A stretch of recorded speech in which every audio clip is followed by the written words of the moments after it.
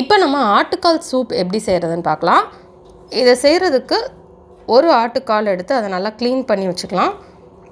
இப்போ ஒரு mixie jar எடுத்துக்கலாம். எடுத்துகிட்டு அதில் 5லேருந்து 7 சின்ன வெங்காயம் சேர்த்துக்கலாம். நெக்ஸ்ட் இதில் 5லேருந்து 7 பூண்டு சேர்த்துக்கலாம்.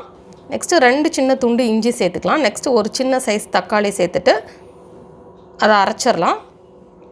தண்ணி விட வேண்டாம், அப்படியே அரைச்சா போதும். இப்போ நம்ம க்ளீன் பண்ணி வச்சுருக்கிற ஆட்டுக்காலை ப்ரெஷர் குக் பண்ணிடலாம்.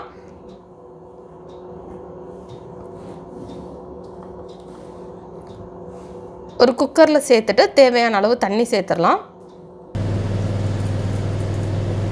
நெக்ஸ்ட் நம்ம அரைச்சி வச்சுருந்த அந்த விழுது சேர்த்துட்டு தேவையான அளவு உப்பு சேர்த்துடலாம்.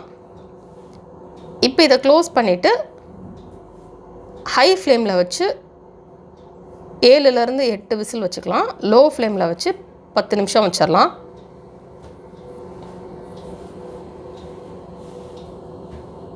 இப்போ குக் ஆயிடுச்சு. இப்போ நம்ம குக்கரை ஓப்பன் பண்ணிடலாம். இப்போ இது கூட தேவையான அளவு மிளகுத்தூள் சேர்த்துக்கலாம். கொஞ்சமாக சின்ன சின்ன துண்டாக நறுக்கி வச்சுருக்கிற மல்லி இலை சேர்த்துக்கலாம். இப்போ நமக்கு சுவையான ஆட்டுக்கால் சூப் ரெடி.